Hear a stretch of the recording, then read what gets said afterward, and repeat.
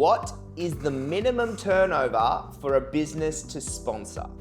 For most occupations, there is no minimum turnover. Some occupations like accountant have a caveat where the business must have a turnover above $1 million, but 99% of the occupations, there is no minimum turnover. What you need to show is that the business has the financial capacity to employ you. For an example, you're looking to set up a restaurant, created a lease, which has spent a lot of money. You spent a ton of money on the fit out, all the equipment for the restaurant. So you've got all this capital expenditure, which you can show. We showed that, there's been some other hiring going on. We've shown that the business has a lot of money in the bank. The owners have a previous history in setting up restaurants. We show a cash flow summary, a statement from the accountant, and basically we managed to get the company eligible to sponsor without having any turnover. So realistically, you just need to show that it's reasonable for the business to have the financial capacity to sponsor. So for example, if you've got a turnover of 60 grand for a one-person business, it's unlikely that will be able to sponsor because the person you're gonna need to bring in,